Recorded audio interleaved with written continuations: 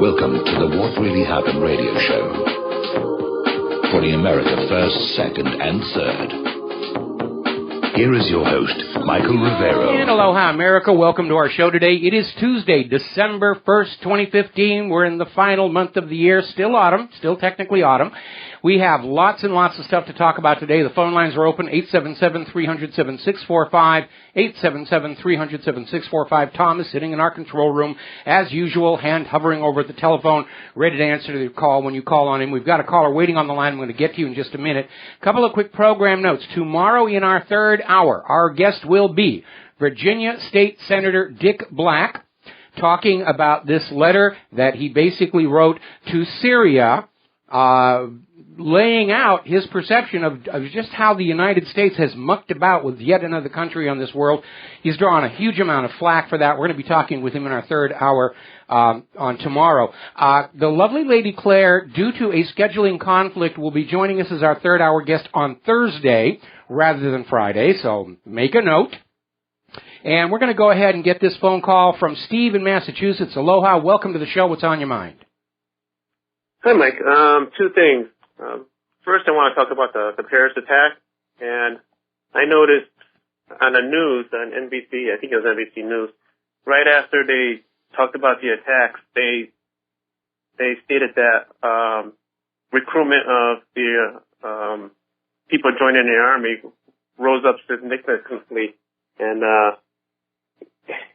for them to state that is no other reason to maybe get the Americans to do the same thing when they are attacked.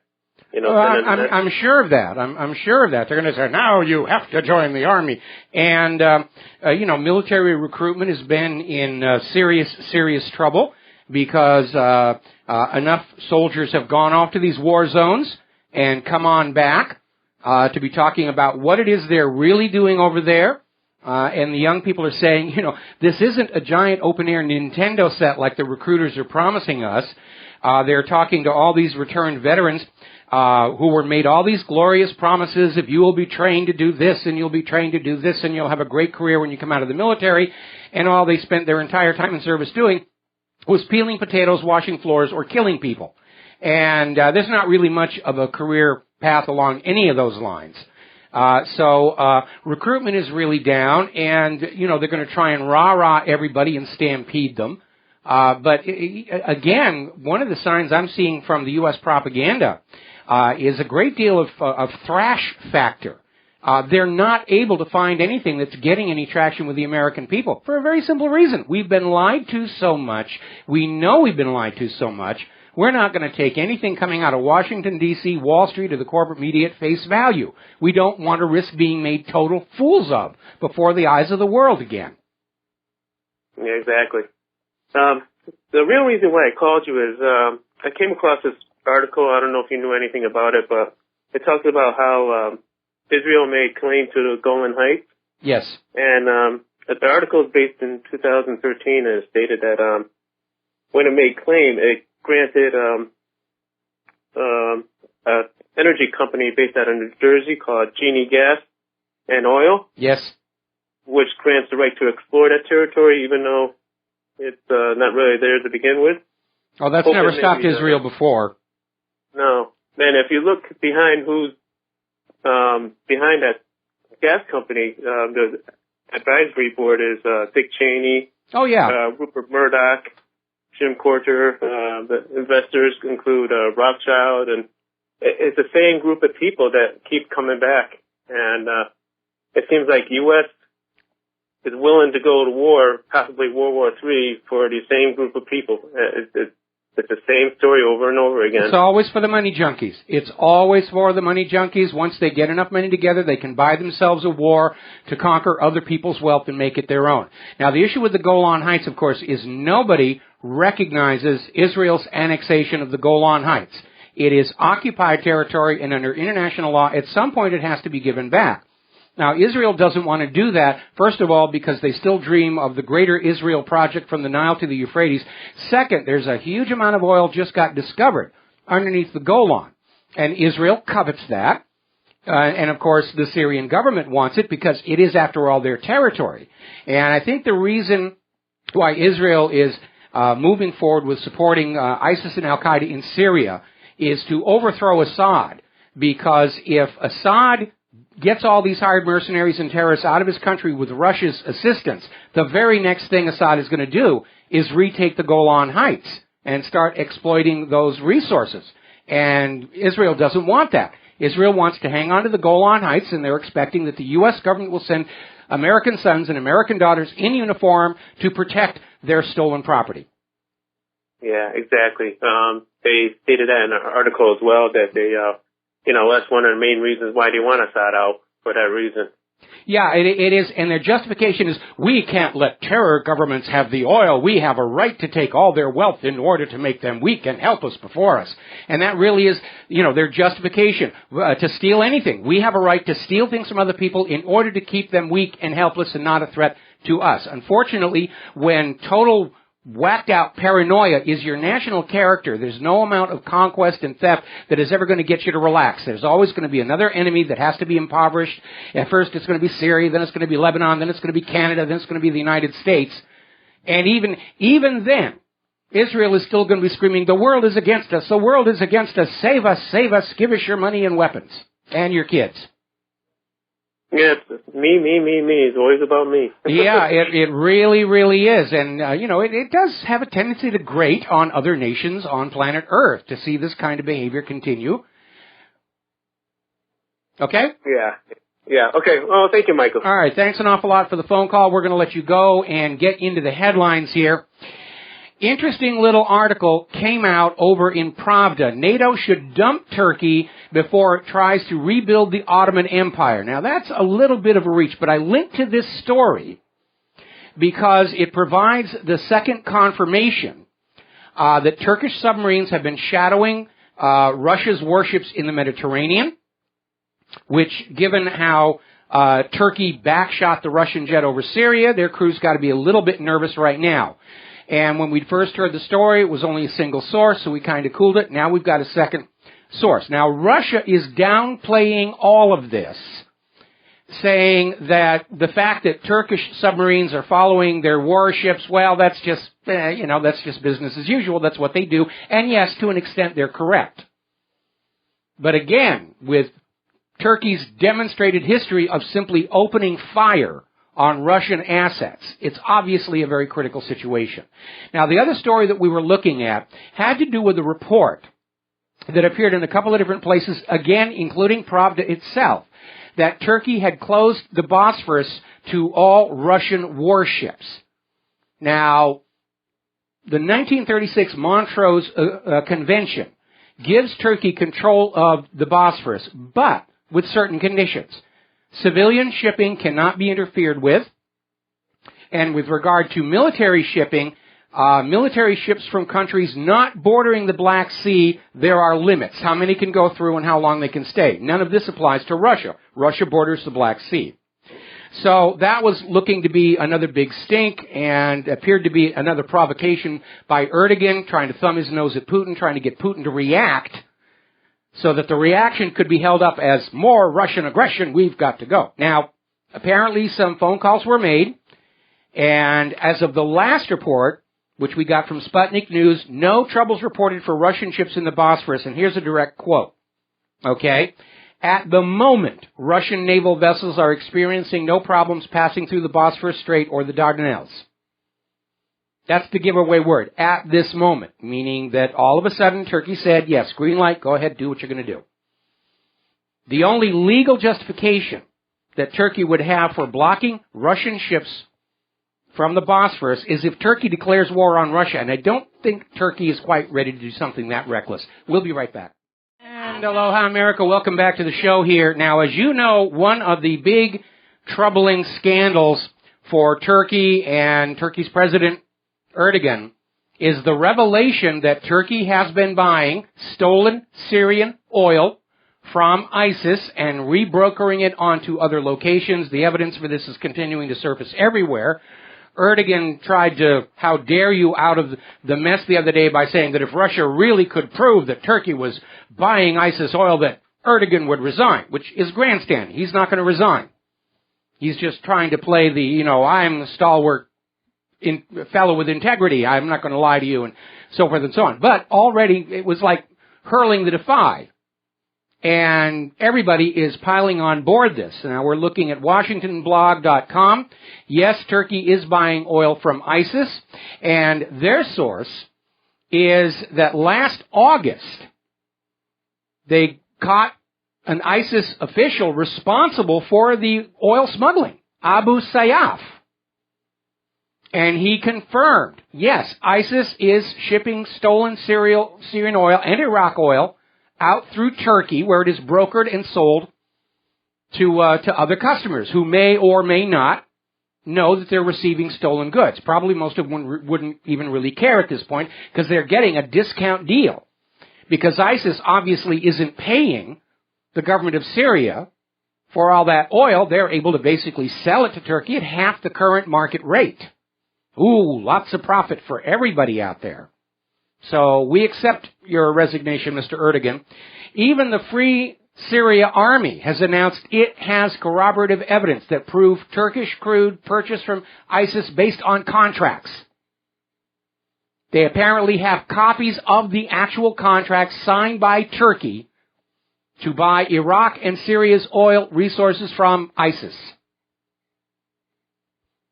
And it gets more interesting than that, because over at Penny for Your Thoughts blogspot, it turns out Israel is buying most of the oil smuggled out from Syria and Iraq by ISIS.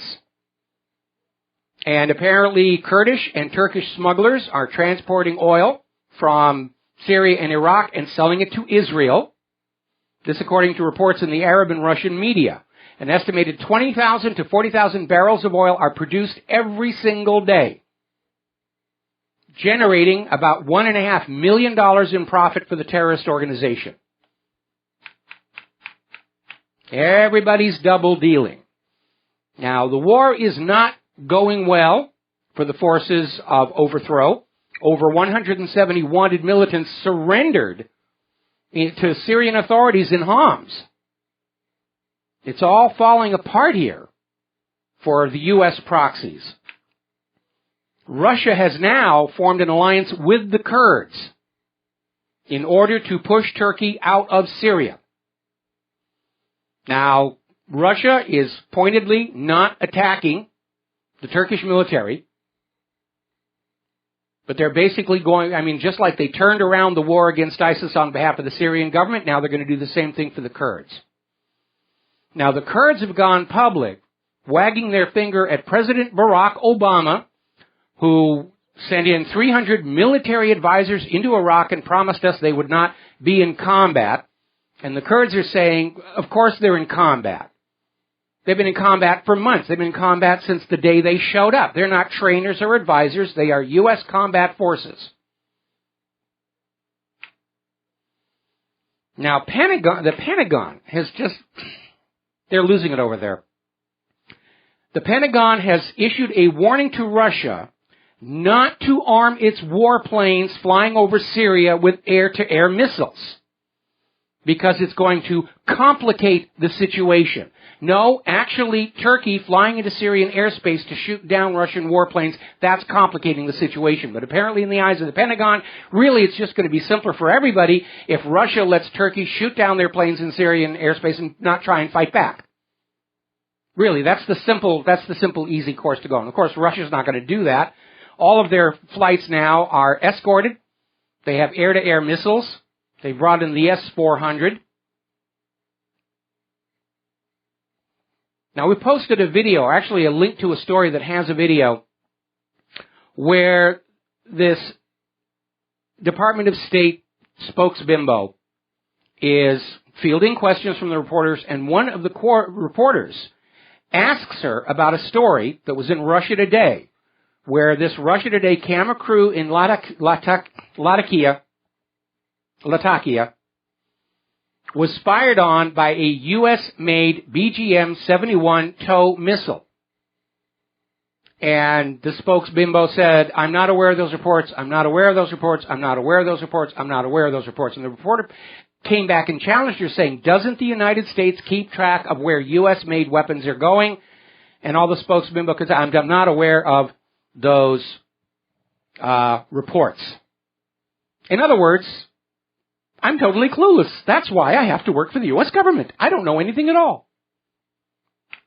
Which kind of makes it silly for the reporters to actually show up to those State Department briefings now. Now, there's an article in Sputnik News that is expressing concern over the fact that the United States is going to develop a new nuclear-armed cruise missile. Now, this isn't the first one the U.S. had. There's a variant of the Tomahawk that can carry a nuclear warhead, but this is the new, improved city destroyer. And according to nuclear security specialist James Doyle, this appears to contradict the official U.S. policy of reducing the role of nuclear weapons in national security strategy. And, Doyle misunderstood the memo, because Washington's policy is they want everybody else's nuclear weapons to be reduced, not our weapons. Our nuclear weapons are good, and their nuclear weapons are bad. So, the German cabinet has approved plans to send 1,200 troops to fight ISIS in Syria.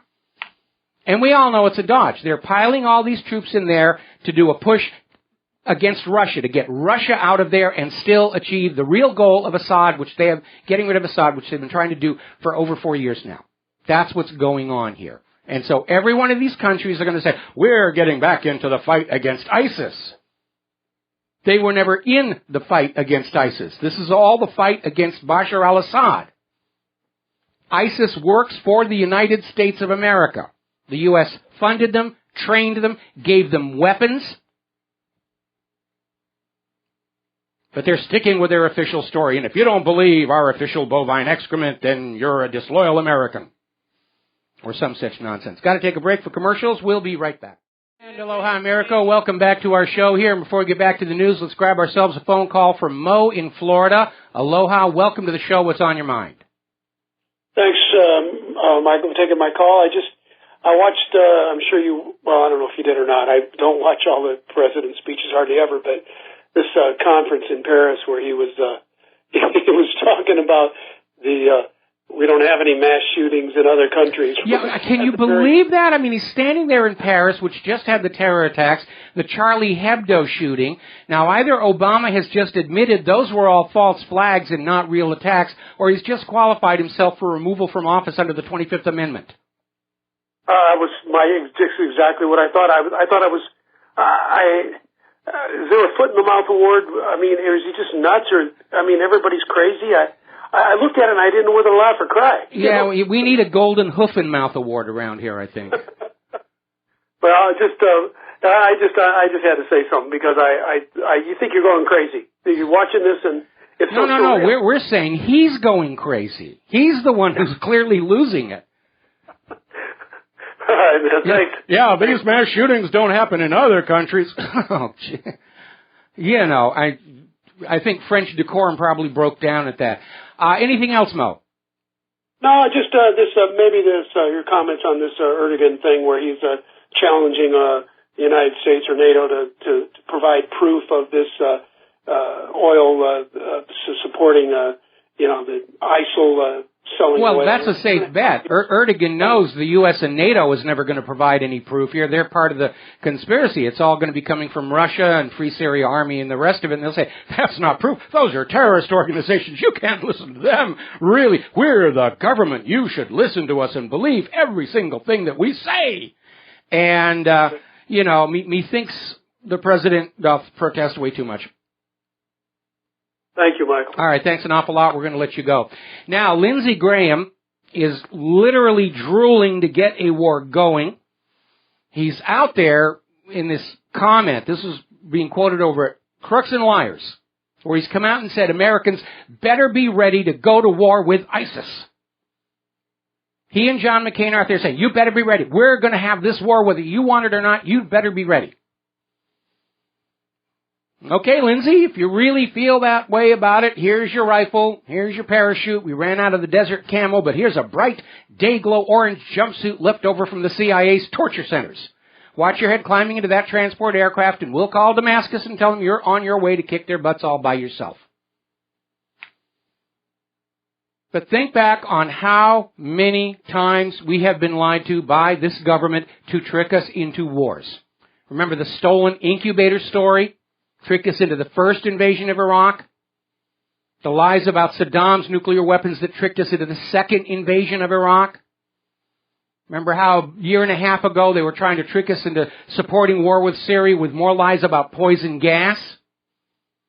No torpedoes in the Gulf of Tonkin, no Spanish mine in Havana Harbor. The Lusitania really was smuggling weapons to Great Britain. It is time for us to look at the sum total of all the lies told the American people by the government of the United States of America and say, no more. We're not going to listen to you. If you, Lindsey Graham, want war with Syria, you go. Lead from the front. Lead by example. Lindsey Graham and John McCain and all the Israel Firsters, they're splendidly brave with the lives of other people's children. I think it's time we see the true measure of their courage and commitment to war by sending them and their families to the front lines. And as a reminder, regime change in other countries is a violation of international law and the Charter of the United Nations. It is the U.S. that is the aggressor nation in Syria. It is the United States that is in Syria without the permission of the Syrian government. Lindsey Graham wants to be a war criminal, and I'm not going to go along with him. Now, even more alarming is a story we saw on Press TV. Firebrand senators want boots in Syria to dislodge Russia. Lindsey Graham and McCain are actually on the record saying they are pushing for an invasion of Syria to drive Russia out and then take out Assad. John McCain and Lindsey Graham are actually planning to start a war between the United States of America and Russia that could easily go nuclear. And they're just going to sit back home in their little mansions and watch it all on TV and say, boy, isn't this glorious? Isn't it grand? We're making history here. Now, President Obama has once again reiterated this comment that the U.S.-led coalition has the momentum to degrade and destroy ISIS. Of course, he's only been saying that for 14 months. And it only took Russia 1 month to come on in and absolutely show that the U.S. campaign against ISIS was a total fraud and is in fact a campaign to remove President Bashar al-Assad from Damascus. Now, yesterday we were reporting on the surge in ISIS defections. As Russia comes on in and actually goes after ISIS, a lot of those people in ISIS are dropping their guns and heading for the hills. Most of them are mercenaries, and mercenaries do not believe in dying for a cause. They believe in living in order to spend those very plush paychecks they've been paid to go on out and do the U.S. government's dirty work. And the U.S. is now trying to take credit for that, saying the ISIS defections have nothing to do with the Russians going into Syria. It's because our campaign is finally showing success. Do they not understand how obvious and pathetic the lies have become to ordinary American people? Apparently not. Now, interesting story out of Investment Watch blog. The Benghazi Commission has now come out basically acknowledging that the gun-running scheme by President Obama and then Secretary of State Hillary Clinton through the consulate in Benghazi was arming ISIS. Now, all the way back when the whole email server started to explode, and I wrote this article about what are the scandals behind the email server. And one of them was that the U.S. government, at the same time it was telling you that ISIS and Al-Qaeda were our enemies in the war on terror, was actually giving them weapons and arms and using them as a proxy force to oust President Bashar al-Assad. Oh, but they're bad. ISIS is bad. We've got lots of well-produced videos to show you how bad they are. And then we find out the U.S. government is spending your tax dollars to give these people these weapons. And when they're caught with these U.S. weapons, we have the spokesbimbo at the State Department saying, I'm unaware of that report. Really, I'm unaware of that report. I'm a complete total airhead. That's why they hired me for this job. That's what was going on. And that is the reason why the U.S. government, which never hesitates to use a real terror attack to push its war agenda, covered up the terror attack at Benghazi by saying it was a spontaneous riot over a non-existent video. They didn't want anybody looking too closely at why the terrorists would have targeted that consulate. Because the big black secret is now out. The U.S. government has been double dealing with Syria, with ISIS, with Al-Qaeda, with you, the American people. That's what's going on here. It's a gigantic fraud. The U.S. government was supplying and arming the terrorists that they used to scare you into obedience. And more people every day understand that's what's been going on. We're going to take another break for commercials, and we'll be right back after these words from our sponsors. And aloha, America. Welcome back to our show here. Moving on with the news. Things are going very bad for the U.S. proxies in Syria. Syrian government forces have won back new territories north of Syria's Latakia province. They're doing great gains against the hired mercenaries, who are apparently getting very tired of it. Apparently, in one of the terrorist positions in Latakia, I keep mispronouncing that.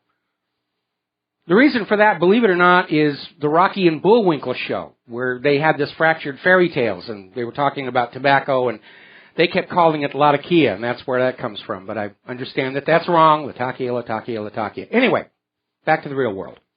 Apparently, in emptying out one of the terrorist positions in Latakia, the Syrian army has found arms from Qatar. They're one of the many groups, and you know, Qatar and the U.S. are very, very friendly. Everybody's playing in the Syrian sandbox, and the Syrian people do not like it. Now, the U.S. has just announced they're deploying special forces into Iraq, near the border with Syria, to carry out unilateral operations into Syria. This is from Defense Secretary Ash Carter.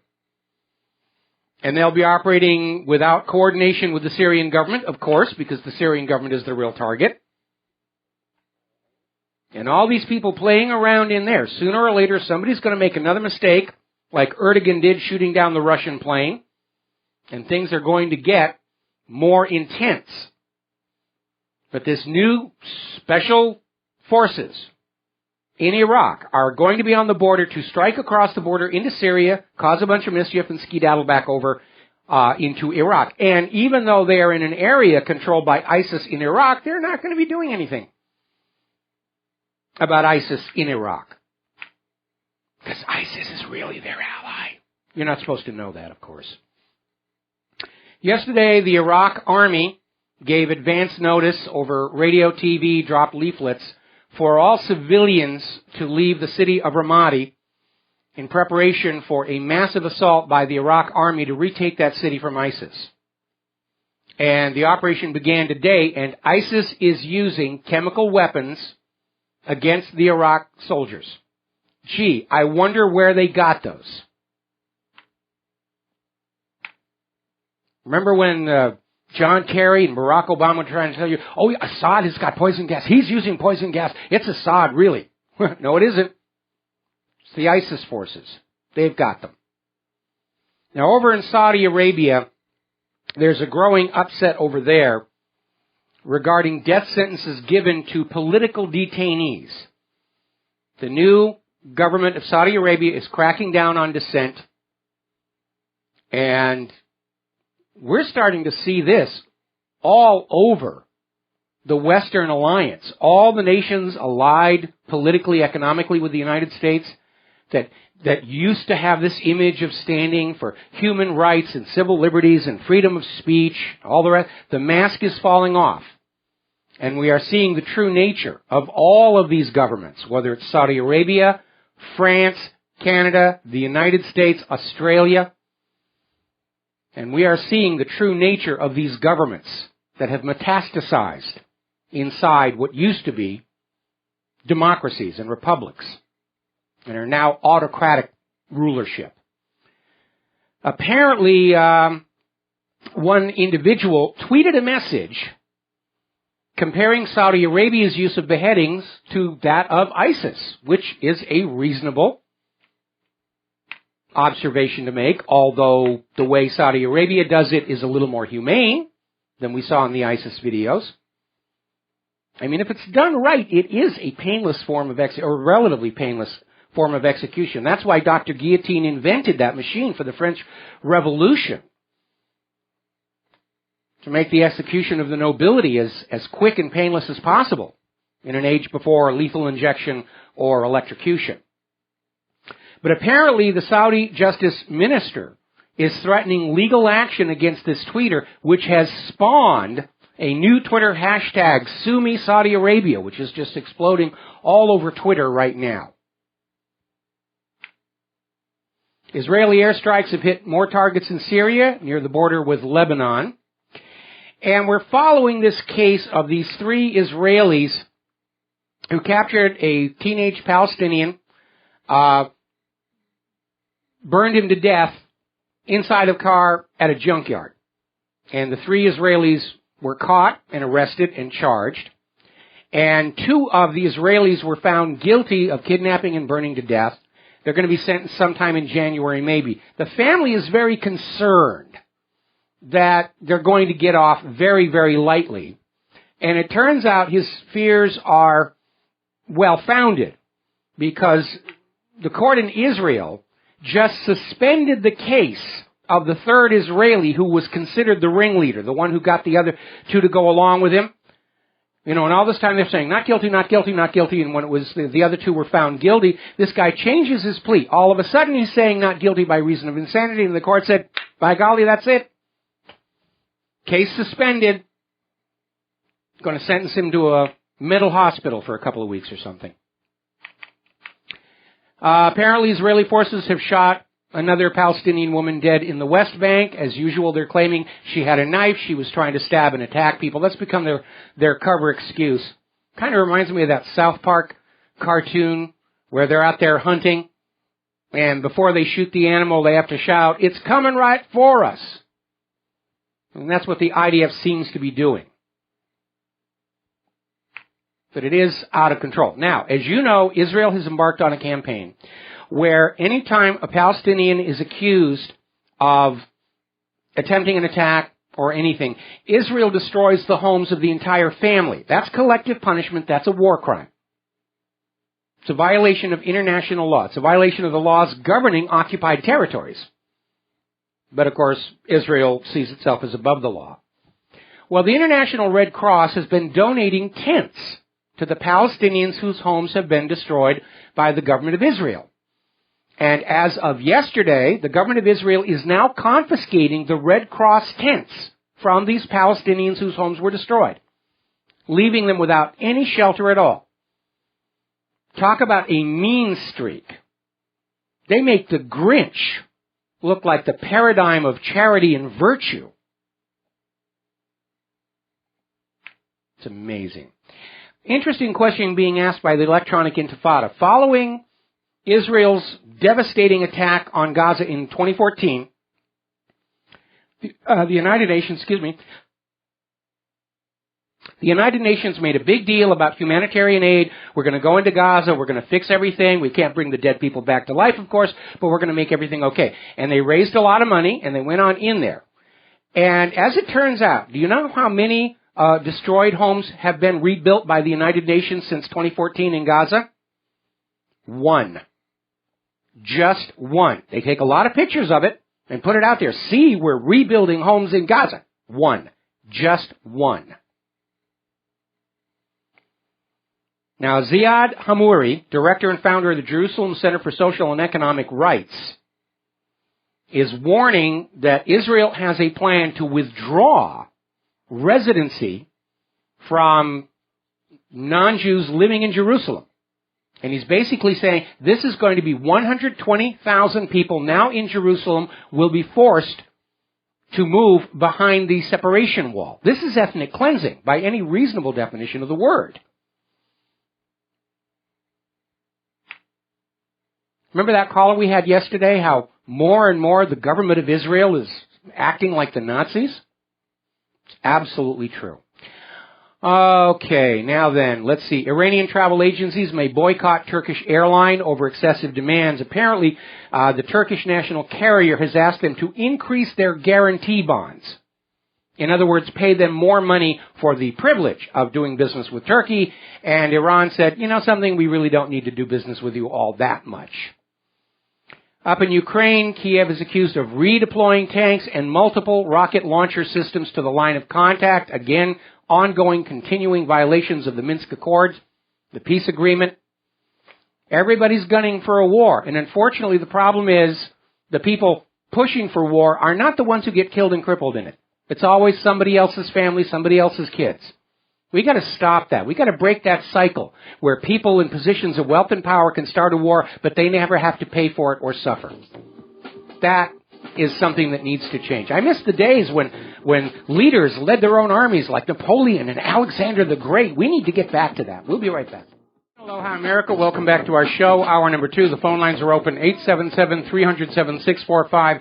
We just posted a story to WhatReallyHappened.com. Apparently, Russia's border security, which is a lot more efficient than TSA, has arrested 2 Ukrainians trying to come across the border with weapons, and in the process of the arrest, they discovered there had been a huge cache of weapons already buried right there by the border. So it looks like somebody was planning a big false flag act of terror in Russia to try and destabilize them, and the Russian border guards found them and dealt with that. Let's take a phone call here. We're going to talk to Scott in West Virginia. Aloha, Scott. Welcome to the show. What's on your mind?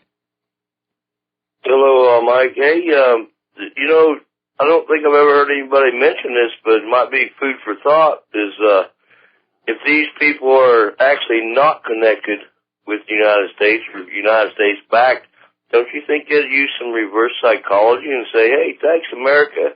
America's backing us. Yeah, and turn it all around and get the American people and everybody else mad at their own government? Well, it's a pleasant little fantasy, but I think the evidence is overwhelming that, things are as we are uncovering them, simply because of the long track record of the U.S. government using exactly these same tactics against countries around the world since the end of World War II. This is how the U.S. plays the game. Okay? That's what I'm saying. What I'm saying is that tells us right there that they're hired to put in there by the U.S. government. Absolutely. The U.S. so-called corporate government, because they're not using reverse psychology and trying to get everybody in the United States against their own government. You see what I'm saying? Well, the U.S. government is already doing an excellent job of turning the American people against the U.S. government. And, it doesn't seem like they can change course on that either. So, anyway, listen, that's because there's some of us smart enough out there to know what's going on out there, like you and me. And more every day. More and more every single day. Scott, thank you very much for the phone call. We're going to let you go and get on back to the news here. Now, there's a very interesting, very telling phenomenon going on. This is being reported in Fortress Blogspot. The United States is supplying the government of Kiev with, not directly military equipment, but supplies, and it's turning out most of what's being delivered is very old.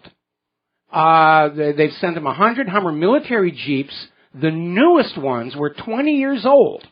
Some of them are like 30 years old. They're basically at the end of their operational lifespan. They're borderline junk. And what that tells us is the U.S. stockpiles of weapons and munitions are drawn down to dangerous levels.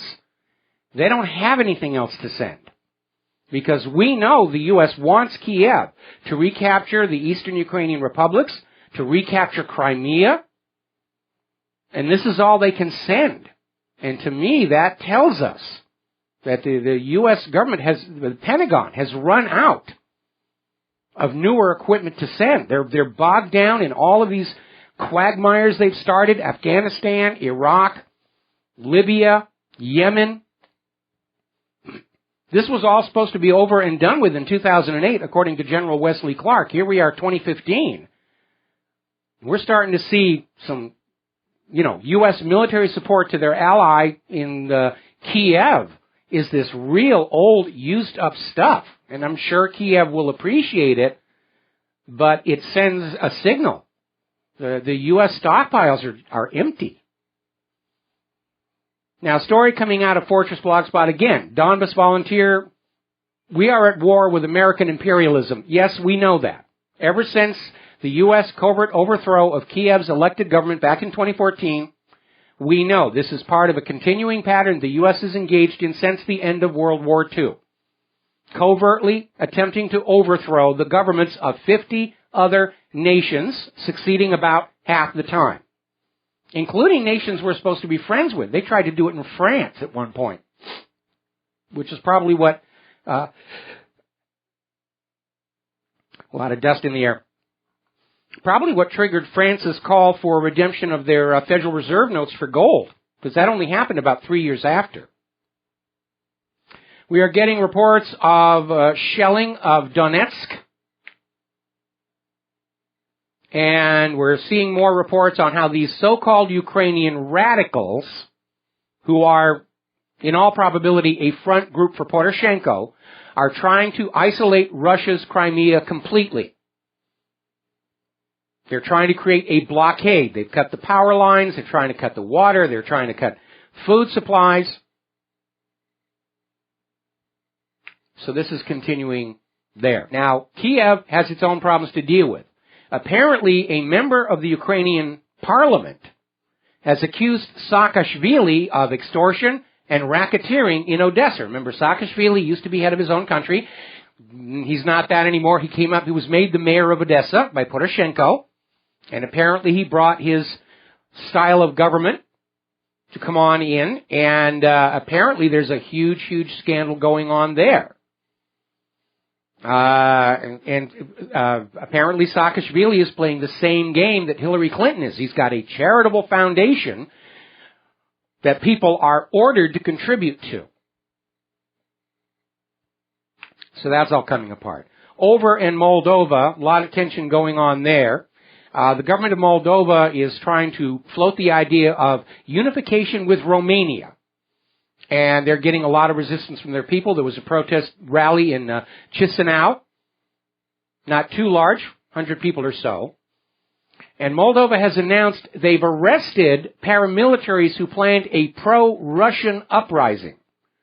Well, maybe Moldova is worried that their people want to move more toward Russia, just like the people of Ukraine did at the beginning of 2014.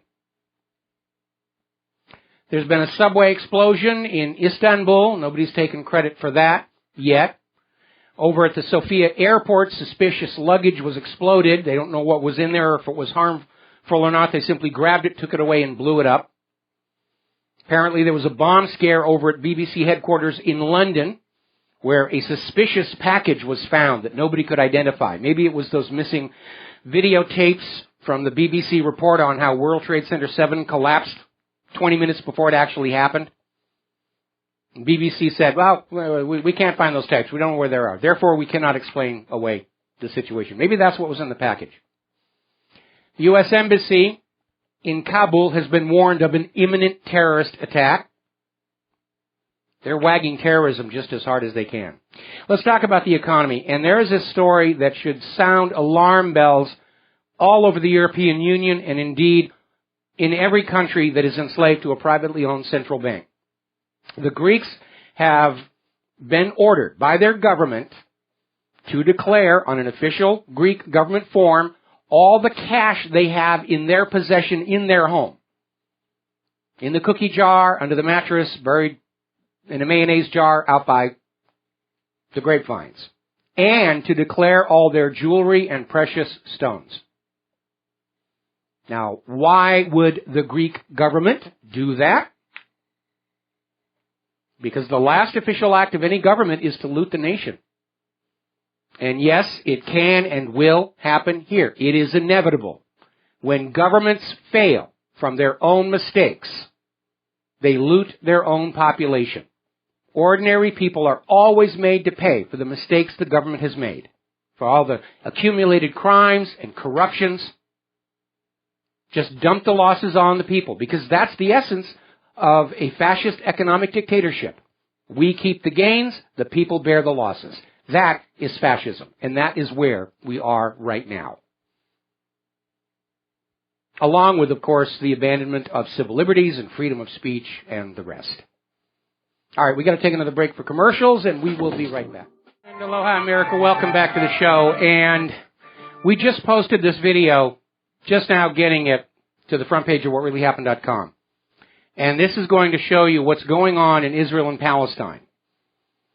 Now, there was a passenger on a bus who had his cell phone video camera running, and what he captured on the video was an IDF soldier approaching a young girl, Palestinian, and throwing a knife on the ground at her feet and ordering her to pick it up. Then he gets his own gun out, and thankfully at that point he realizes he's being videoed. And the girl is arrested for an attempted stabbing, which obviously is not the case, and her present location is unknown, but she could have wound up shot and killed like all these other Palestinians. And we've got it on video, what they're doing. They go up to a Palestinian, they throw a knife at him, they order him to pick it up, and then they shoot them.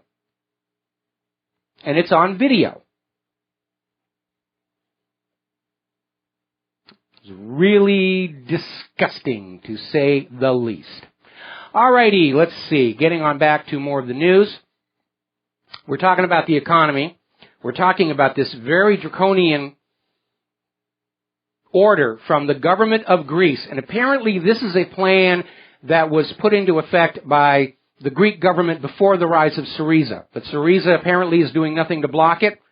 And apparently all the Greek people are being ordered to report to the government all the cash they have in their homes, plus all their jewelry, precious stones. Obviously, it's a prelude to confiscation. Because we have to keep the private central bankers happy. The private central bankers rule the world with usury.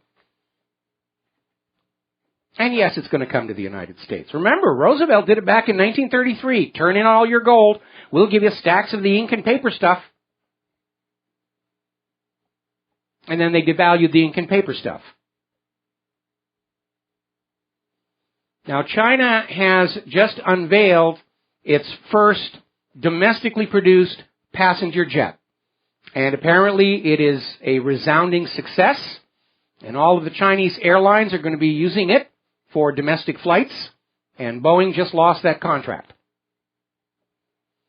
Now, down in Australia, their Senate, responding to Canada's recent decision to pull out of the F-35, is going to have their own hearings on whether or not they should continue with the plan to buy the F-35 with all of its myriad failings. Meanwhile, the Pentagon is trying to save the project by coming on out and saying, look, we know the cost has gone up and gone up and gone up and gone up, and it really doesn't work. But trust us, starting next year, the price is going to really come down. We're marking these things to go off the flight line there. We're going to have the end of the year clearance sale for this particular model, whatever else they're saying. They're trying to say the costs are going to come down, which means they're going to try and rein in some of the corruption and all the cost plus cost overruns. But it doesn't really work. Certainly not for the money. This idea that you can make one aircraft that can perform well in all the various roles required for a successful air campaign has never really worked out. Now, there's another story. The U.S. Air Force is now facing an investigation because of this scandal where they got these 16 C-27A cargo planes were bought for the Afghan army. They were in storage in Kabul International Airport. They cost about $500 million. And then somebody made the decision that, well, these Afghanis are really not trained to maintain these aircraft, so we're just going to scrap them. These were aircraft with like less than 100 hours on the Hobbs meters. They were brand new. They could have been resold or reused, and instead they were simply torn apart and sold for scrap metal at a price of $32,000. For aircraft, for the remains of aircraft that cost you, the taxpayer, $500,000. This has prompted an investigation by John Sopko, who's the Special Inspector General for Afghanistan Reconstruction, who is saying, why didn't you try and get value for all the taxpayers' money? Now, there's another article. This is over at PatriotRising.com. You won't believe these federal fumbles. And they list 100 examples of government waste. Just out of control, spending money that goes for absolutely nothing, or whatever it buys isn't used, or it's built so bad it falls apart, or it's overpriced like that natural gas refilling station we were talking about a couple of weeks ago. Military spending is a cash sink. See, the reason the government taxes you as heavily as they do, they don't need the money. They're trying to strip you of your wealth to keep you helpless, to keep you under control, so you don't have the resources to stand up and say, hey, we think this country's going in the wrong direction. And when they're taking all that wealth away from you, it has to go somewhere. And yes, they give a bunch of it to Israel and they give a bunch of it to Wall Street. But they pour it all into the Pentagon, who's there to simply throw it into the fire and convince you that this keeps America great by wasting this kind of money. Reminds me again of that wonderful movie, The Pentagon Wars. At the very beginning, they open on these hearings into the Bradley, and this general in charge of the program, played by Kelsey Graham. And he says, we won the Cold War because we proved we could shovel the money into the fire faster than the Russians could. And that seems to be a very accurate attitude that we're seeing with military spending in this country. Make it more expensive, make it more costly, and it doesn't make it better. And if our government is foolish enough to get into a real war with Russia, that kind of attitude is going to work against us. Because the U.S. may spend more on the machinery of death than any other country, the next 20 countries combined. But it's all costly junk that really doesn't work very well. The F-35, the F-22, the Independence-class littoral combat ships, problems with the Gerald R. Ford they can't fix. Russia and China spend far less than the United States, but their goal is to make effective weapons systems, not to enrich a bunch of defense contractors who then kick back a piece of the action as a campaign contribution. Anybody who thinks that victory is assured by the massive overspending by the Pentagon is living in a dream world. Now, over in the European Union, youth unemployment is now up to 22.3% that they're admitting to. And I imagine the European Union is playing as fast and loose with the jobless numbers as our government. Puerto Rico looks like it is going to start defaulting as of next month, actually as of today, December 1st. $355 million in note payments. They're not sure what they're going to do with that. They're starting to strategically default. They're going to default on those creditors who can cause them the least amount of damage. But this is going to continue. This is the beginning of a cascade. We'll be right back. Oh, hi, America. Welcome back to the show here. Now, as we've been reporting this last week, the yuan is now officially part of the IMF's basket of world reserve currencies. Global trade and banking is no longer monopolized by the U.S. dollar. That's why the U.S. is so desperate to start a war with China against the yuan and with Russia against the ruble. And adding fuel to that fire, the BRICS Bank has just announced they're going to be doing all their lending denominated in the yuan, not the dollar. So the dollar hegemony is starting to really fall apart. We've been talking about the strange behavior of gold prices, where we keep hearing all these nations are buying gold, people are buying gold, there's huge demand, not enough supply, and yet somehow the price keeps going down. And the reason they do that is they blend the price of the gold paper contracts with the physical to keep the price down. Because if the price of gold starts to explode upward, what's going to happen? People are going to close those negative interest savings accounts, and they're going to buy silver and gold bullion. They're going to empty out their stock portfolios, get into gold. And they need to keep the price of gold down because all of these depositories, the Fed, the New York Fed, J.P. Morgan, Bank of France, they need to buy back the gold that belonged to other people, that was entrusted to them. And they want to do it as cheaply as they possibly can. And they're overprinting those gold contracts. There are now 294 paper ounces of gold out there on the market for every 1 ounce of actual physical gold. They cannot possibly make good on these contracts. Every time a contract comes due, they'll try and roll it over, or they'll pay out the cash equivalent plus a premium. But more and more people are saying, no, I contracted with you to deliver physical gold on this date.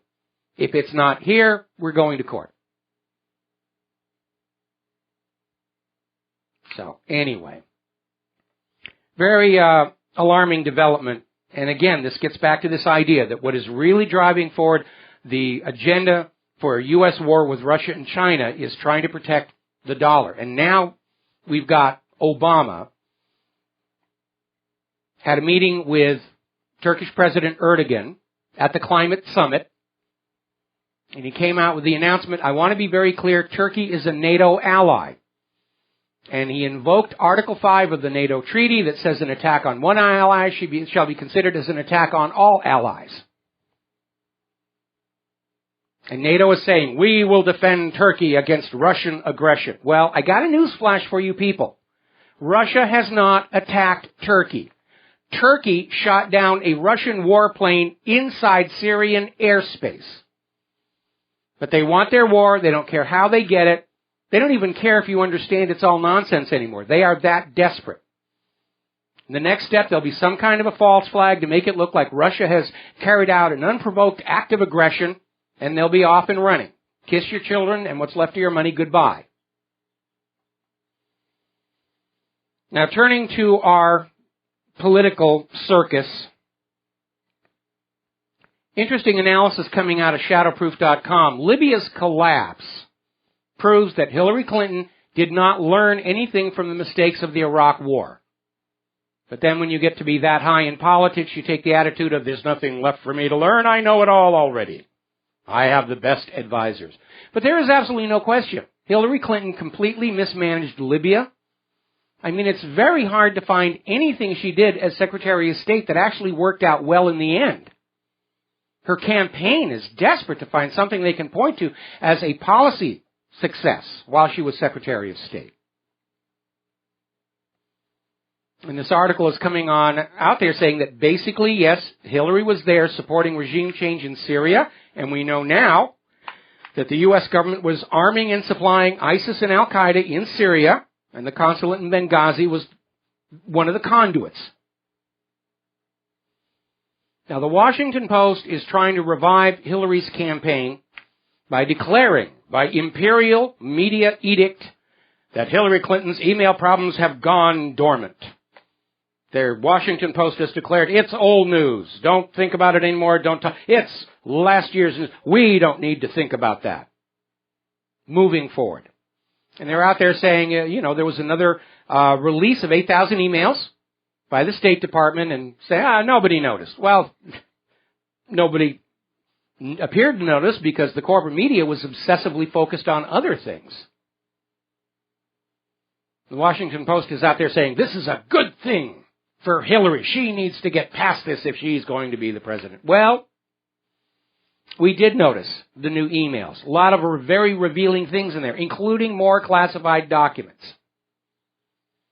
But we're all very concerned over Hillary's email server because there is a very important question that needs to be asked, which the corporate media is clearly trying to avoid, and that is the question of whether Hillary Clinton was repeating the 1996 Clinton-Chinagate scandal. And for those of you who just got out of the monastery and are unfamiliar with that, when Bill Clinton was running for re-election, he authorized the transfer of highly sensitive technology to China. This transfer was opposed by the Department of Defense because it transferred to China technology with military applications that made their intercontinental missiles much more accurate and reliable.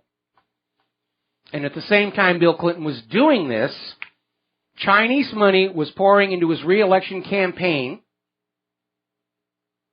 using U.S. citizens as conduits to make it legal. But when that whole scandal blew up, and it should have resulted in impeachment, but didn't, it came out that some of this money was coming directly from Chinese intelligence agencies. So we have an historical precedent for the Clintons treating U.S. secrets as their own personal property, selling them to raise money for campaigns. And by the way, those secrets are not the property of the Clintons. They're not even the property of the government technically. They're the property of the American people. All the work product of the government, supported by our tax dollars, is our property. So, we have Hillary Clinton, who had many of the nation's top secrets, and we still don't know how many there were, on her private email server with very weak security, at least one known totally open access point. No encryption. And outside the control and monitoring systems of the U.S. government, on which we now know there was classified information. And even confidential communications that are not classified are of value to the right people. Then we have the charitable foundation, owned by the Clintons and legally allowed to accept foreign money. And something like 40% of the cash that has poured into the Clinton Foundation has come from foreign sources. Many of these foreign sources then receive preferential treatment from Secretary of State Hillary Clinton, sufficient for attorney Larry Klayman to file a RICO lawsuit against the foundation, which unfortunately was thrown out of court by a Clinton-appointed judge who refused to recuse himself despite the obvious conflict of interest. So you have easy means of delivering secrets, easy means of accepting and laundering payments. It's a perfect setup to repeat the 1996 Chinagate scandal. It's an espionage machine. And Hillary doesn't have to go out and put marks on mailboxes or tape documents underneath bridges or even physically steal the documents herself. This is a question that has to be asked. And the longer the corporate media and the government pretend not to notice, the more complicit they look. And we're not going to let this issue die. We're not going to let it go away. I don't care what the Washington Post says. This isn't history. This is current events. We'll be right back. Aloha, America. Welcome back to our show. We're talking about the political circus going into next year.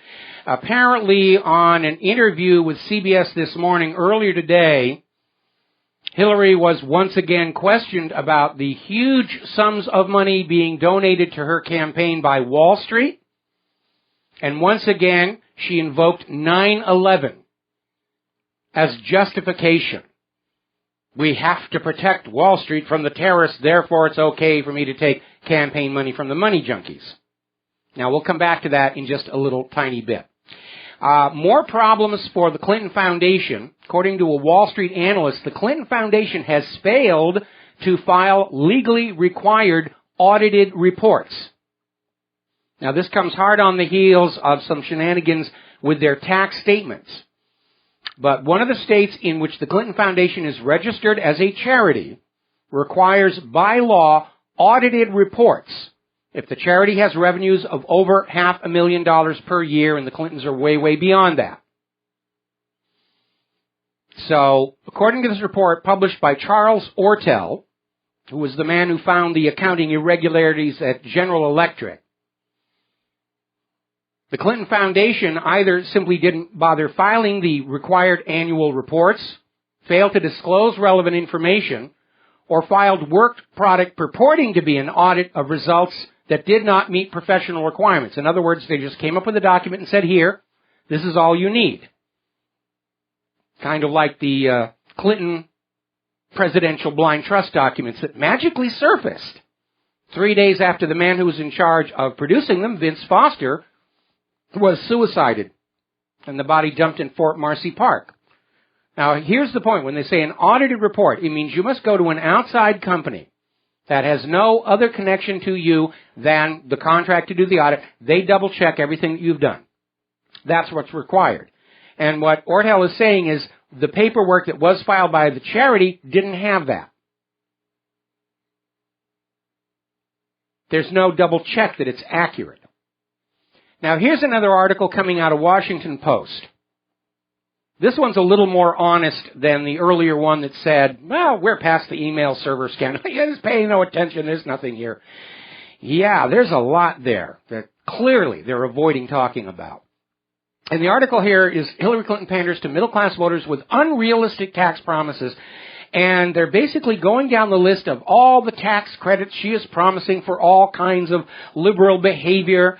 There's going to be universal preschool, and so forth. And she's making all these promises of tax cuts while promising that 97% of U.S. households that are making $250,000 or less per year will not be paying higher taxes. Now, the math simply does not work out. It just doesn't work out. And the reason it doesn't work out is Hillary is simply making promises she has no intention of keeping. So it doesn't matter if the math doesn't work out. She's just saying whatever she feels she needs to say to get elected, and if, heaven forbid, she gets elected, what's she going to do? She's going to do what all those Wall Street money junkies who gave her so much money tell her to do. Because that's how Wall Street controls politics. That's why they're so scared of Donald Trump. He's got his own money. He can't be bought. And that's a threat to the system. Now, there's another scandal that's brewing, and this is from the latest email dump, the one that the Washington Post said we weren't paying attention to. And it turns out, while Hillary Clinton was Secretary of State, she was using resources at the State Department, including some of the staffers, to keep track of gossip and commentary regarding potential candidates for next year's election.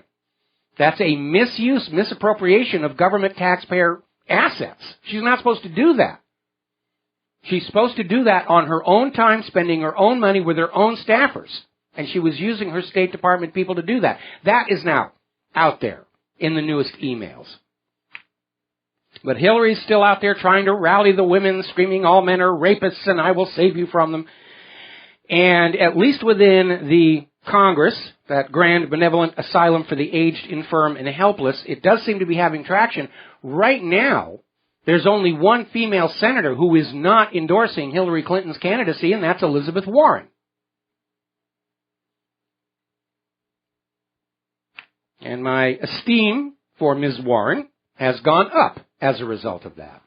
Now, up in New York, Sheldon Silver, one of New York's most powerful politicians, has been convicted of abusing his office to collect as much as $4 million in illegal bribes and kickbacks. He was found guilty of all 7 counts, including fraud, extortion, and money laundering. Yes, all politicians are corrupt. All politicians are criminal. There are a few rare exceptions that we have to recognize, like Dr. Ron Paul.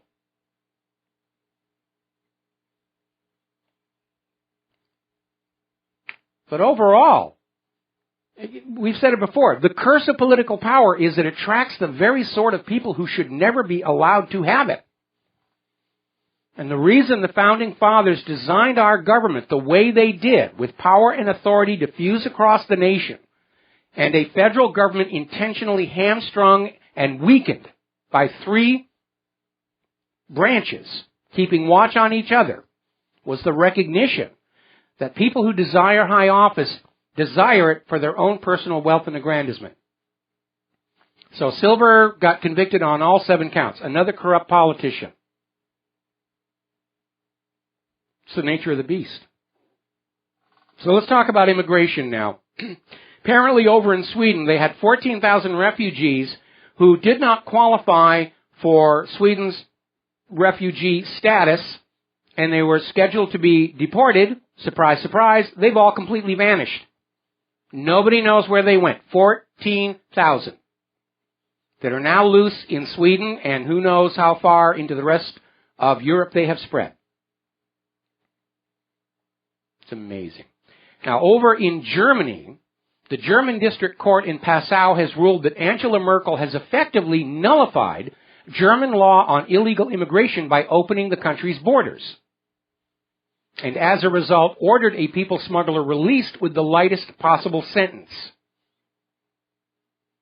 Because after all, if Merkel has opened the borders, what kind of a crime is there? But it's setting an important precedent because under German law, Merkel does not have the authority to set aside German law. Same thing applies here in the United States of America. Obama does not actually have an authority to set aside U.S. law.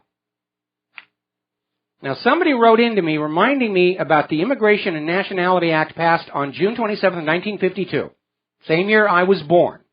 And it became eventually Public Law 414, and in Chapter 2, Section 212, there's a prohibition of entry to the U.S. if the incoming alien belongs to any organization or group seeking to overthrow the government of the United States by force, violence, or other unconstitutional means. Now, we have been hearing all this propaganda about how, Islamic fanatics want to take over the country and establish Sharia law. Well, if that claim is true, then Obama's allowing Syrian Islamic refugees to pour into this country is a violation of Public Law 414, Chapter 2, Section 212. And President Obama is not allowed to break the U.S. laws. He just isn't. Now then, here's an interesting story, a little bit of good news. You've probably been hearing about the killing of Jack Yantis and how the Idaho government and law enforcement were trying to withhold the names of the police officers who killed him out of concern for the officer's safety. And over at LibertyFight.com, they found out the names of the officers, Sheriffs Brian Wood and Cody Rowland. And they put out a story. We carried it on WhatReallyHappened.com. It went viral, and now the Idaho sheriff has been forced to acknowledge, yes, these are the people who killed Jack Yantis. So there's a victory for the independent media, and a reminder that we have a little more influence on affairs than sometimes the government would like to believe. And that's definitely a plus. We got to take a break for our top of the hour news and commercials. We'll be back with hour number 3 after these few words. Aloha, America. Welcome back to our show. Hour number 3. The phone lines are open, 877-300-7645. We're getting a breaking story coming out of Great Britain. Prime Minister David Cameron's hopes of British airstrikes into Syria died in committee. It's not even going to go to a parliamentary vote, which means Corbyn has dodged a real bullet, because if it had gone to the parliament and passed there, Corbyn probably would have lost the leadership of the Labour Party. But apparently, the Parliament's Foreign Affairs Select Committee said that Cameron failed to justify British airstrikes into Syria, which means we can expect a horrible Syrian terrorist attack somewhere in London in the immediate future to get that going. But at least for the moment, Cameron's lust for war, second only to that of phony Tony Blair, has been curtailed. Now, getting on back to domestic issues regarding police, as you may remember, there was an issue where Cook County Sheriff Tom Dart had tried to bring pressure against a website, Backpage.com, by pressuring Visa and MasterCard to prohibit payments to the site. Now, the excuse was the sheriff didn't like the fact that the website had some adult ads. And basically, the Seventh Circuit Court of Appeals has said that the sheriff acted unconstitutionally in trying to shut down this website, which is part of the independent media. Now, the part that is alarming about this story is that all of these entities trying to shut down free speech and the independent media, whether it's this Sheriff Dart, the government of France, government of the United States, government of Canada, they don't even seem to care that we see what they're doing. As I said earlier in the show, this mask of democracy and freedoms and civil liberties is beginning to slip. And the people of all these countries are beginning to see the true face of their governments. And it's not pretty. Now, there's another story coming out of ZDNet about how the FBI can now obtain your web history and your phone location data without bothering with a warrant by using what they call a national security letter. Now, I've read that Constitution. There's nothing in there about a national security letter. Basically, it's FBI thuggery. They'll give you the letter saying, do what we tell you or bad things will happen to you. And most national security letters include in them a demand that the recipient never talk about it. And way back in the 1990s, there was this amazing case where a media organization that was trying to report on the truth of what was going on with the Clintons was hit with a national security letter. They had gone to court, and the national security letter said, you can't tell anybody what the final court decision was. That was it. And caused a huge stink. But there is nothing in the Constitution about a national security letter. It's a bluff. It's the FBI I've got a piece of paper with our logo on it, and there's a signature, and it carries the force of law. No, it doesn't. United States Supreme Court, Marbury versus Madison. Laws repugnant to the Constitution are automatically null and void. Basically, it's a threat. Do what we tell you or bad things will happen to you. And we know the FBI is fully capable of bad things happening. We saw that all during COINTELPRO. They are not the swell bunch of guys Hollywood movies make them out to be. They're America's equivalent of the Gestapo to enforce the will of the rulers, cover up the murder of Vincent Foster, frame James Earl Ray for the assassination of Martin Luther King, cover up the assassination of Robert Kennedy or John Kennedy. That's what the FBI does. They're not very good at doing much of anything else. Remember the whole tricycle scandal? Tricycle was the code name of a British double agent named Dusko Popov, who handed the American FBI the complete plan for the Japanese attack on Pearl Harbor in August of 1941. And the FBI said, this is nonsense. Threw it in the trash. Now, one of two cases applies. Either the FBI are idiots, or they knew Roosevelt wanted the attack to happen. In either case, they're hardly working in the public interest, are they?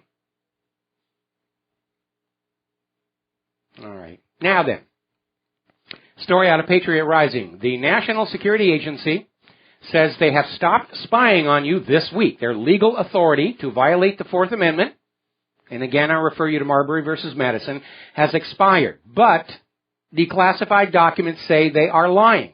All of the infrastructure to spy on us is still in place. They haven't dismantled any of it. It's still at their disposal to use whenever they feel they have a need for national security. And of course, this isn't a surprise. The NSA was violating the law, spying on law-abiding Americans all the way back to the 1980s and the start of the Echelon Project. When they announced last week, we're no longer going to spy on you, of course it's nonsense. They're just trying to trick you into thinking your communications are private again, so you just go back to not using encryption. Now, there's another interesting story coming out of Money at CNN, how corporate America keeps huge hacks secret. We've all been hearing about the little hacks, this database, that database, ransomware on medical devices. That one's scary. But the economic major players, banks, oil, gas suppliers, the energy grid, is under constant attack by hackers. But there is a law that shields U.S. corporations from having to admit these security breaches. Smaller companies are required by law to notify you when your data is compromised on their servers. But the really big companies, the law goes entirely the other way. Don't have to report it, don't have to admit it. And as a side note, the NSA can't find these hackers either. According to Kaspersky, the hackers are the NSA, just stealing all kinds of information here. Now, we've been talking about these so-called terror drills at schools across America, where the police will dress up as terrorists and show up at the school unannounced, fire off blanks, machine guns, explosives, and just traumatize everybody, which is what it's really all about, to traumatize people so that when they see a gun, they'll wet themselves in fear. Operant conditioning. It's not really a drill. You remember the drills you had when you were in school? It was going to be a fire drill or an earthquake drill. They'd tell you ahead of time, we are going to have a drill. When the bell rings, when the alarm goes off, this is what you will do. And the alarm would go off and everybody would do what they were supposed to do. That's what a real drill is all about. Invading a school with a pyrotechnic display to traumatize everybody is not a drill. And it's very dangerous. Apparently they had one of these unannounced drills going in with gunfire and everything at Kenya's Strathmore University triggered a stampede in which a woman died from serious head injuries. That's not a drill. It's brainwashing. They want the next generation of Americans to just be so traumatized they won't even look at a gun. Oh, it's a gun. I have to wet myself. Anyway. So, let's talk about human-caused global warming. Do you remember that French meteorologist Philippe Verdier wrote a book criticizing the science and the assumptions and the propaganda behind the human-caused global warming movement, for which he was fired from his job as France's leading meteorologist on national TV. He lost his job because he wouldn't go along with the consensus in his private life. He didn't say any of this during his job on the air. He wrote a book on his own time, in his own home, and he was fired for it. Well, he's back on the air. Russia Today has hired him to report on the climate summit. Something tells me he's not going to be very sympathetic. We'll be right back.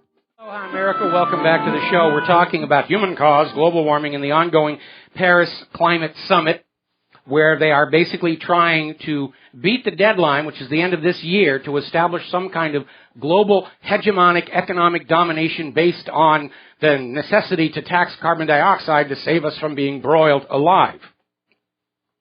That's the story here. And it's a big party for everybody. The French government has chased away all the protesters and doubters and placed them all under house arrest. You will not question the revealed dogma of your government. You will believe as we tell you to believe. Sikayo. Sorry, reflex.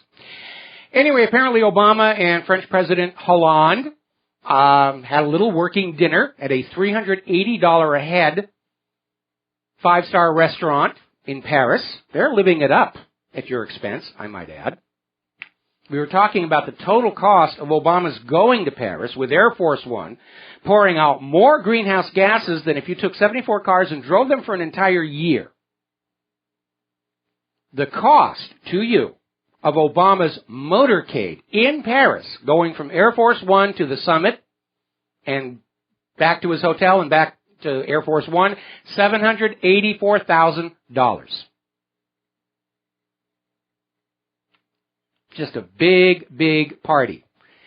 Now, a couple of weeks ago, we were pointing out how the promoters of human-caused global warming were trying to blame the Syrian refugee crisis on global warming. Oh, the countries they're coming from are so hot, they had to flow north to seek cooler weather. And, it has nothing to do with the fact that the U.S. and its allies have been bombing the heck out of the place for 4 years. Oh, no. People can just stay and be bombed for years and years, but that global warming, that's what motivated them. Now the spin coming out of the meeting today is that the economic crisis facing the world is the fault of global warming. That if we had agreed to pay a carbon tax and the world was actually cooling, we wouldn't see all these nations under these private central banks hovering at the edge of collapse, ignoring the fact that the world actually is cooling. I mean, do these people actually believe what's coming out of their mouth? Or do they actually believe that we're still dumb enough to believe all of that? Even Poroshenko has chimed in, taking the opportunity of the climate summit to say Russia is destroying the environment by supporting the eastern Ukrainian republics. Ooh, Russia's bad for the environment. I mean, let's look at the environmental damage being caused by Kiev, by the constant shelling, bombing, airstrikes. It's really rough on the landscaping there, but this is all Russia's fault. This is the key to the propaganda. It doesn't matter who is doing what. Russia's bad, we're good. That's all you need to know. Stop thinking. If you think, the terrorists will win. Now, the promoters of global warming tried to organize these marches all around the world where they were going to say the world rises in support of the climate summit and carbon taxes. And it's like I pointed out yesterday. In France, all the people opposed to this hoax of global warming were placed under house arrest. If they left their house during the climate summit, they would go to jail. But all the demonstrations in support, they're out there. They've got permission to be there. They're getting media coverage. So I was looking at New York's Global Climate March, and it really didn't look like that big of a crowd. And it has the telltale giveaway of identical professionally printed signs in all those different hands. Somebody shows up in a van, says, here's a free lunch, hold this sign for the camera. Now, despite the threat of prison, protesters have defied the state of emergency in Paris and are protesting at the climate summit. And I'm sure all those people at the climate summit are saying, we were told there wouldn't be anybody here who doesn't believe as they're told to believe. Where are all these serfs, these peasants coming from? And of course, as we mentioned yesterday, the French police are opening up on the doubters of human-caused global warming with tear gas and water cannon. Now, there's this French farmer activist, Jose Bové, basically saying, we are prisoners in our own home because we won't believe as we're told to believe. That is tyranny and dictatorship. All this facade of civil rights and freedom of speech and freedom of thought is falling away. The people of France are seeing their government for what it has truly become. The people of Canada are seeing their government for what it has truly become. The people of the United States are getting that education. The people of Australia, all of these nations that are enslaved to private central banks and are hovering at the edge of economic collapse, they're having to go into full-on fascist dictatorship to survive, to cling to power, to cling to privilege and wealth. It's an inevitable feature of the collapse of capitalism under the pressure of debt-based currencies. Vladimir Lenin predicted it was going to happen. And it has. Story coming out of Investment Watch blog. It's kind of interesting how the warmistas are always calling for the best science. We've got the best science here. But they never include the best data. Like satellites showing no warming for the last 18 years. Record Arctic ice growth. To a warmista, the best science are the computer models. The computer models give us the result that we want. The computer models prove that we're right. No, they don't. Computer models can't prove anything. They simulate what happens with a given set of assumptions. But if the assumptions are flawed, if the computer model does not take all factors into consideration, you're going to get garbage. But that's what they want. They want to convince you that once it's gone through the computer, you should just accept it as an article of faith. Of course not. We know, trust computers? Look at the Obamacare website, for crying out loud.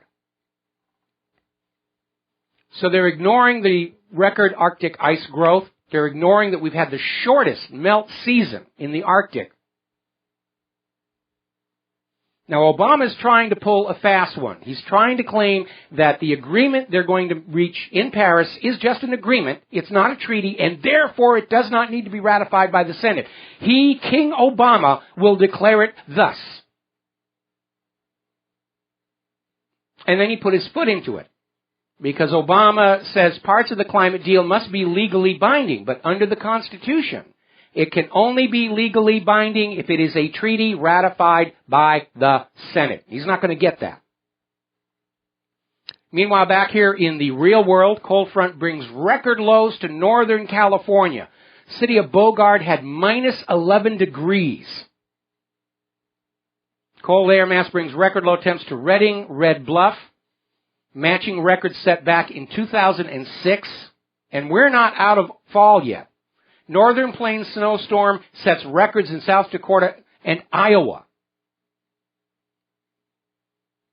Sioux Falls set snowfall record. Sioux Falls has received just this month about half the total snow they had for the entire winter last year.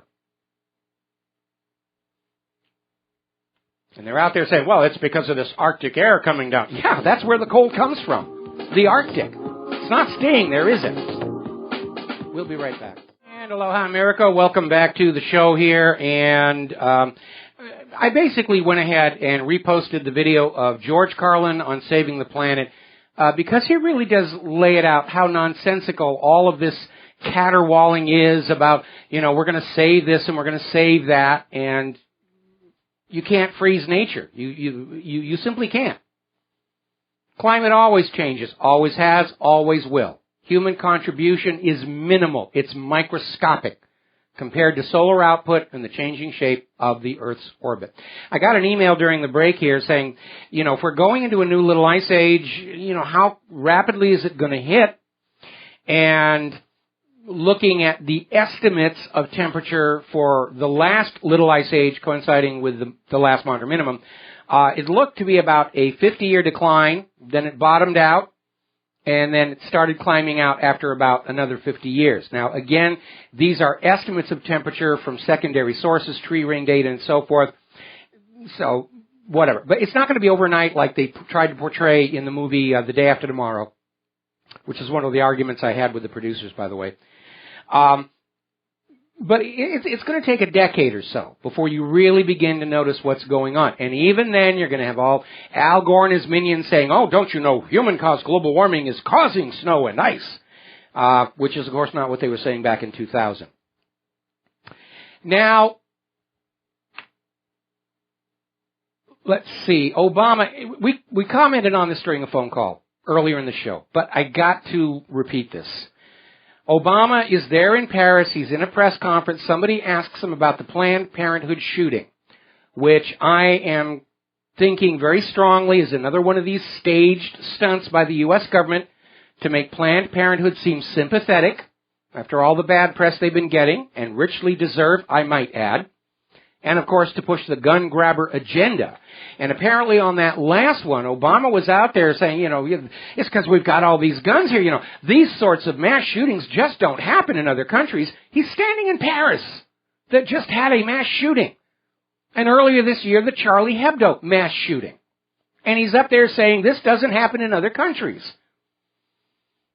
And either Obama just admitted that Charlie Hebdo and the more recent attacks were staged false flags, or he has just self-qualified for removal from office under the 25th Amendment. That is one of the biggest gaps of his entire presidential career, for him to make such an absurd statement.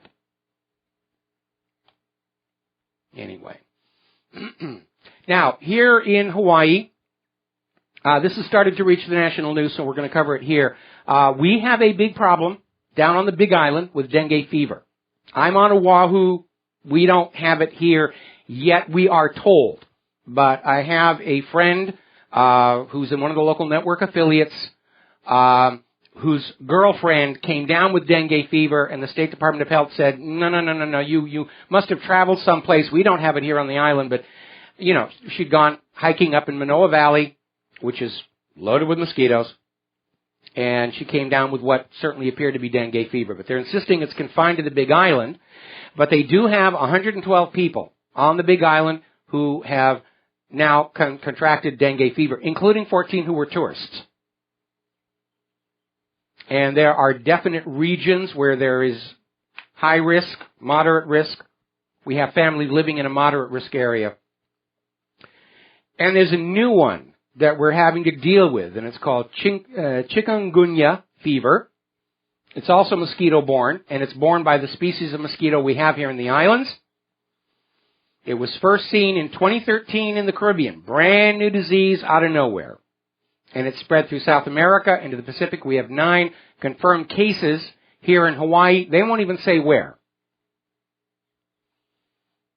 Now, part of the reason we are seeing these diseases emerge here in Hawaii may be linked to the influx of illegal immigrants and refugees, and yes, we've got our share of those, coupled with funding cuts to the State Department that controls pest populations.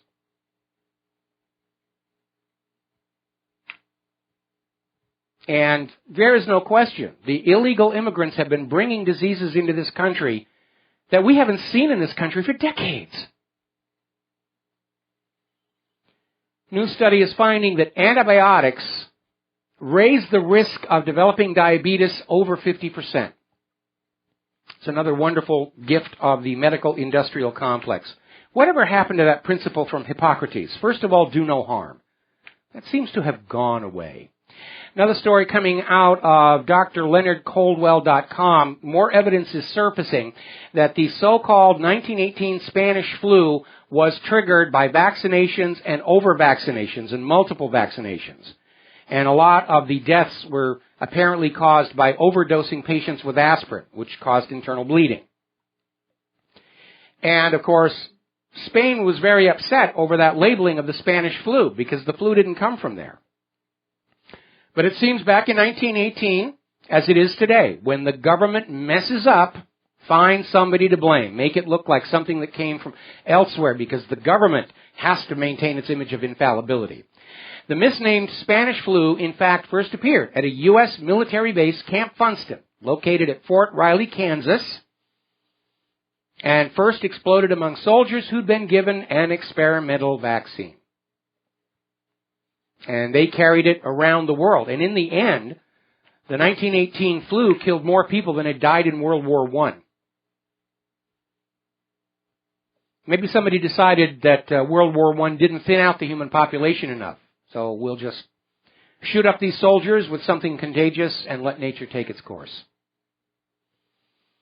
Now, story coming out of the Telegraph, British scientists are joining an international chorus of concern regarding announcements that humans are now being experimented on for genetic modification. They're taking these embryos and they're tinkering with them, trying to come up with a designer human being, a Roundup-ready baby.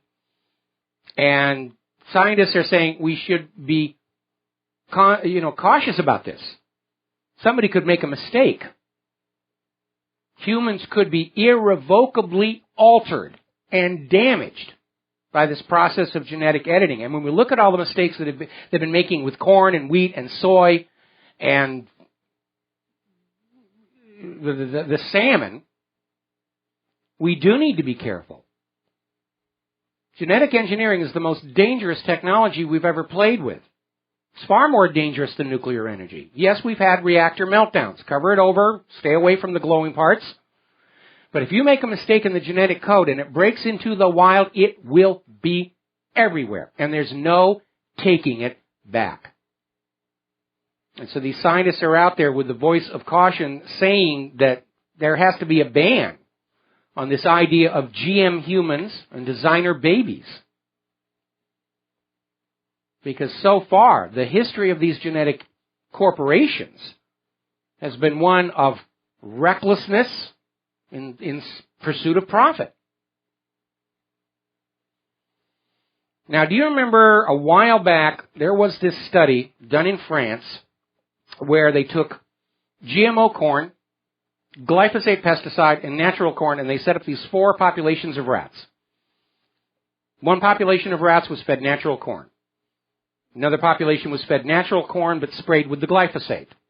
Third population was fed on the GMO corn. Fourth population, GMO corn and the glyphosate.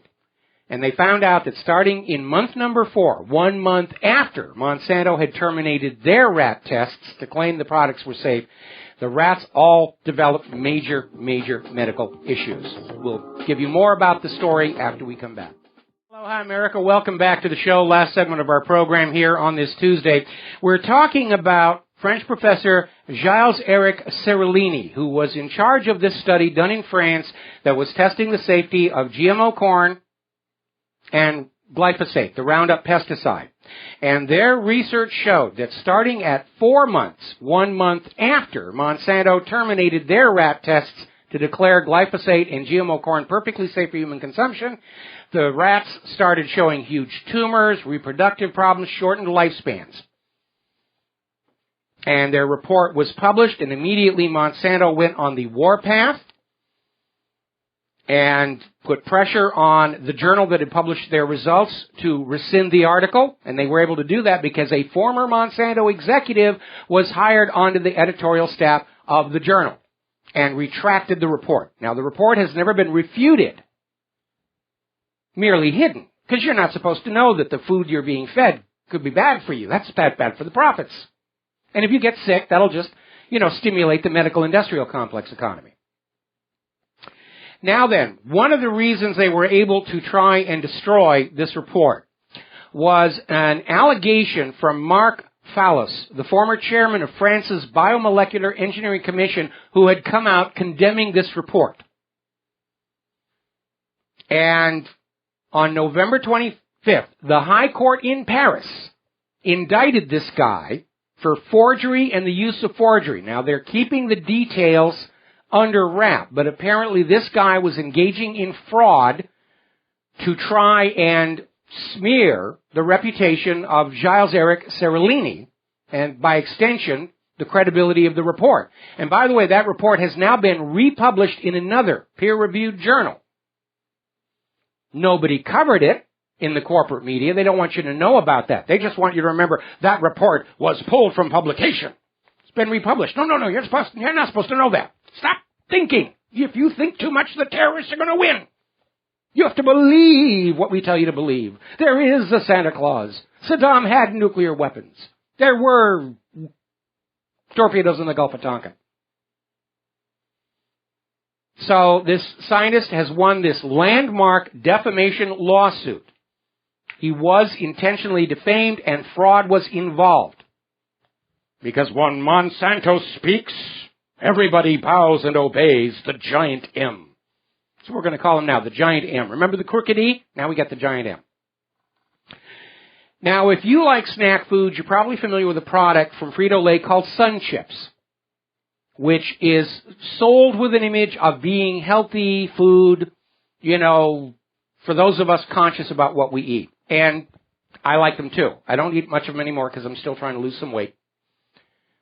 But when I was back in my chip habit, Sun Chips is where I went. Well, unfortunately, despite the image of wholesomeness conveyed in the advertising, GMO-Free USA sent samples of Sun Chips to an independent lab and came back showing that Sun Chips are made with GM corn grown with Bt toxins, a registered pesticide, and glyphosate traces were found throughout all the samples. Which probably explains why PepsiCo, which owns Frito-Lay, is definitely coming down hard on the side opposed to any kind of GMO labeling. They don't want you to know if the stuff is making you sick. So, it's amazing. We're getting a breaking story here where NATO has decided they're going to augment Turkey's air defenses because of the rift between Moscow and Ankara over the shooting down of the Russian plane by the Turkish military in Syrian airspace. You see how absurd this is? Russia didn't do anything. Turkey did. Turkey flew into another country, Syria, and shot down an aircraft belonging to a third country, Russia. And NATO is there saying, we have to arm Turkey now. The country that committed this provocation, we have to support and arm them against Russian aggression. It doesn't get more Orwellian than that, does it? I think we're going to be in a full-on war with Russia by the end of the month. They're pushing that hard. And they're pushing that hard because they can't keep the economy together any longer. The retail numbers are coming in from Black Friday and Cyber Monday. They're not good. Puerto Rico is going into default.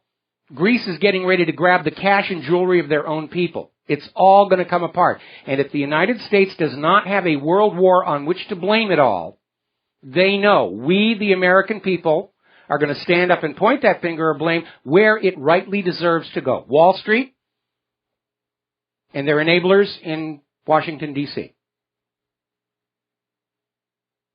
The U.S. government has a history of getting out of their self-made economic disasters by getting into world wars. Crash of 1907, World War I. Crash of 1929, World War II. Crash of 2008, here we are. The U.S. has already destroyed, utterly, 7 countries. And now they're gunning for Russia and China. And the propaganda has reached absurd levels of, Turkey has shot down the Russian plane in Syria, therefore we've got to be on the side of Turkey.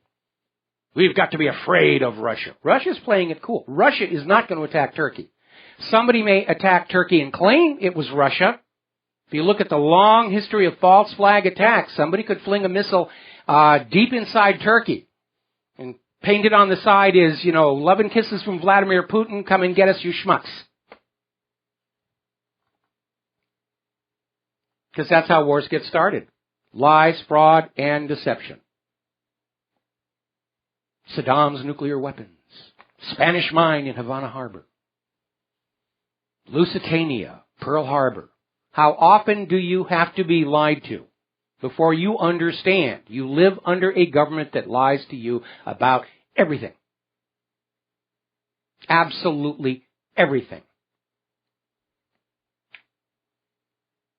And the government doesn't seem to care. If you're not moronic enough to believe them, they figure you'll just go along because people have an instinct to obey authority.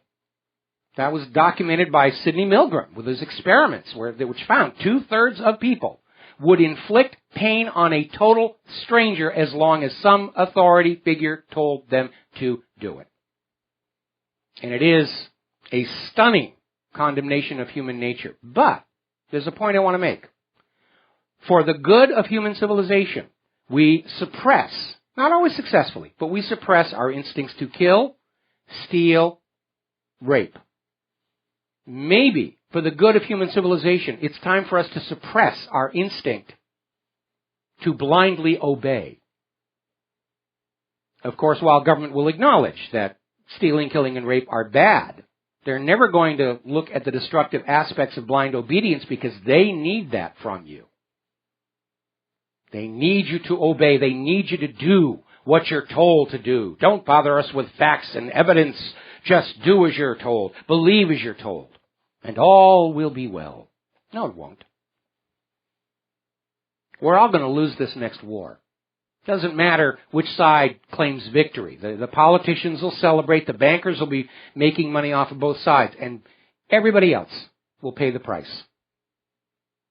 There are no real winners in these wars. Even the side that wins is plunged into a century of debt. That's the scam. That's how the bankers rule the world. Keep starting wars to keep the countries plunged into hopelessly unpayable debt. And through that debt, rule the world. You don't need to go off looking for some Illuminati or some mysterious little organization ruling the world. Just look at that bank building in the middle of your city. That's who rules the world, and it rules the world through government-sanctioned usury.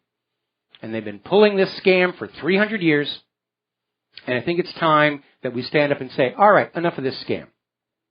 Rule by bank debt is no more legitimate than rule by divine right or rule by slavery. It is time for it to fade away and return to the principles of self-government by we, the people. There's the music. Time for me to get on out of here and get something useful done with the rest of the day. We will be back tomorrow here on the Genesis Communication Network. Until then, stay safe, stay informed, make good choices, stay skeptical. Thanks to everybody who's been donating, and we'll be back tomorrow. Aloha, America.